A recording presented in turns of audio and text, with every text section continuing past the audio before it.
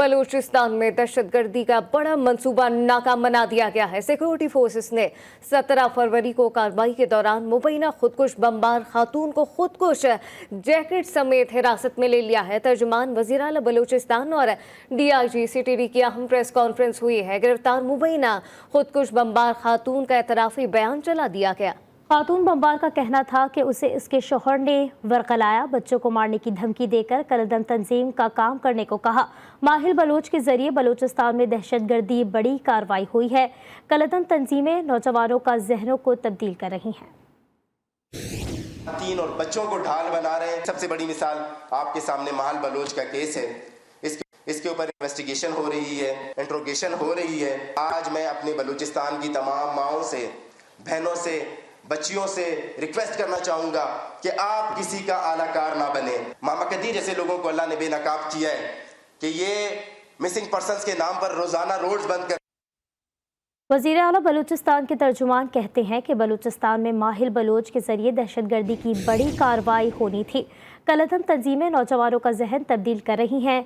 आपको बताएं कि वज़ीर आला बलूचिस्तान के तर्जुमान कहते हैं कि बलूचिस्तान में माहिल बलोच के जरिए दहशतगर्दी की बड़ी कार्रवाई होनी थी। इसी पर बात करने के लिए हमारे साथ मौजूद है GTV न्यूज़ की एंकर पर्सन तंजीला मजहर और तज्जियाकार ब्रिगेडियर रिटायर्ड हारिस नवाज साहब। सबसे पहले ब्रिगेडियर रिटायर्ड हारिस नवाज साहब का रुख करते हैं। हारिस साहब, क्या कहिएगा, बड़ी कार्रवाई को नाकाम बनाया गया है, एक खातून को भी हिरासत में लिया गया है, और इस पर क्या कहेंगे कि कलदम तंजीमें नौजवानोन का जहन तब्दील करने लगी हैं? देखें, ये एक बहुत ही ख़तरनाक ट्रेंड है और ये बड़ी खुशी की बात है कि हमारी सिक्योरिटी एजेंसीज ने वहाँ पर, इससे पहले कोई बहुत बड़ा हादसा होता तो ये लेडी जो है माहिल बलोच, इसको पकड़ लिया, इसके पास सोशल जैकेट भी मिली है। और ये लोग अभी ये यंग लोगों के ब्रेन वॉश कर रहे हैं, उनको ऐसी तरगीब देते हैं कि वो फोकस हो जाते हैं कि हमने कोई धमाका करना है, और ये बहुत अच्छा नहीं काम है। हालांकि इस्लाम में इसकी बिल्कुल इजाज़त नहीं है। और इसमें एक यूसुफ बलोच था बेसिकली जिसने ये ब्रेन वॉश किया इस लेडी का, और ये रिलेटिव है मोहम्मद अल्लाह। ठीक है, ब्रिगेडियर रिटायर्ड हारिस साहब हमारे साथ ही मौजूद रहिएगा। अभी हम रुक करेंगे तंजीला मजहर साहिब का। जी बताइएगा कि दहशतगर्दी के वाक़यात बढ़ते जा रहे हैं, अब ख़वातीन को भी इसमें इस्तेमाल किया जा रहा है, कोई अमली इक़दाम होते हुए नज़र आ रहे हैं आपको? देखिए, जो आज की जो प्रेस कॉन्फ्रेंस है, इससे हमें पिछले साल जो शारी बलोच का वाकया था, एक 30 साल लड़की जिसने अपने आप को कुछ धमाके में उड़ाया था, और एक चाइनीज जो लैंग्वेज इंस्ट्रक्टर थे वो उसमें जहाँ भाग हुए, और वो आप अगर उसको याद करें तो आपको लगता है कि जो कलदम तंजीमों से ताल्लुक़ रखने वाले लोग हैं, जो पाकिस्तान के दुश्मन हैं, वो तो मुसलसल अपनी कोशिशों में मसरूफ़ हैं और नौजवानों को वरगला रहे हैं।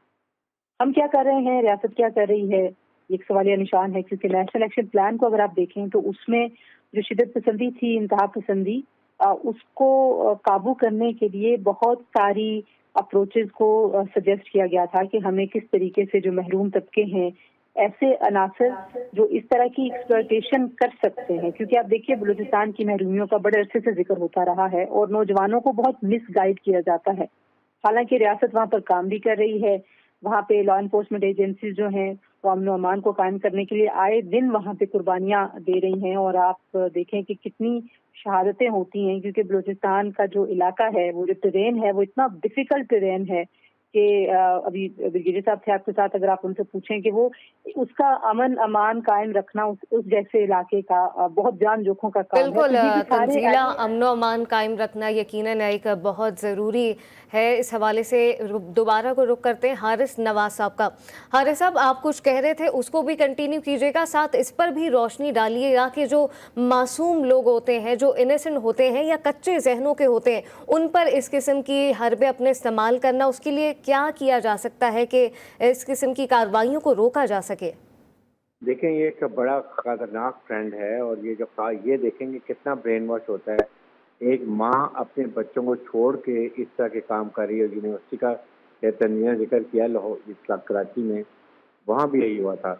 इसके लिए बहुत बड़ी जिम्मेदारी है पेरेंट्स की कि वो पहले अपने बच्चों को ब्रीफ करें, समझाएं इससे क्या असरात हैं, इससे उनकी फैमिली को, पूरे पाकिस्तान को, बलूचिस्तान को कितना नुकसान होता है। उसके बाद पेरेंट्स की रिस्पॉन्सिबिलिटी है, जो ये असातिज़ा हैं اسکول اور کالج کے، خاص طور پہ یونیورسٹی کے، وہ دیکھیں، بچوں کو لیکچر دیں، آرگنائز کریں، بتائیں کہ کیسے اس کے نقصانات ہیں، اسلام میں اس کی کیا کتنا بڑا گناہ ہے، اس کے بعد اگر یہ کرتے ہیں سوسائٹی میں کیا فرق پڑتا ہے۔ یہ اساتذہ کو آئیڈینٹیفائی کرنا چاہیے وہ بچہ جو علیحدہ رہتا ہے، دوستوں میں مکس اپ نہیں ہوتا ہے، نیٹ دیکھتا ہے، چپ رہتا ہے، خاموش رہتا ہے، سب سے بات چیت نہیں کرتا، تو ایک فوراً پک کریں کہ اس کہیں نہ کہیں اس کا برین واش ہو رہا ہے۔ ایسے بچوں کو پھر ان کی کاؤنسلنگ کی جائے، ان کو بتایا جائے کہ یہ آپ کتنا غلط سوچ رہے ہیں، اسلام میں کیا اس کی حیثیت ہے، پاکستان کو کیا نقصان ہوگا، نوجوانوں کو کیا نقصان ہوگا۔ یہ ساری چیزیں رسپانسبلٹی ہے، ہم صرف یہ اپنی فوج کی اور سیکورٹی ایجنسیز کی بات کرتے ہیں، ہر ایک کی رسپانسبلٹی ہے۔ ایون بلوچستان کی گورنمنٹ کو چاہیے یونیورسٹیز میں، کالجز میں لیکچر دیں، سیمینار کریں، اس میں اسلام کے بارے میں بتائیں، یہ کتنا بڑا گناہ ہے کہ یہ تو ہمارے اسلام میں ہے کہ اگر ایک انسان بھی قتل ہو تو پورے انسانیت کا قتل ہے۔ یہ چیزیں بتائیں گے، لوگوں کو سمجھ آئے گی، اور پھر اس کے بعد یہ ایکشن ختم ہو۔ ٹھیک ہے جی، ٹی وی کی نیوز اینکر تنزیلہ مظہر اور بریگیڈیئر ریٹائر حارث نواز ہمارے ساتھ موجود تھے، آپ دونوں کا بے حد شکریہ۔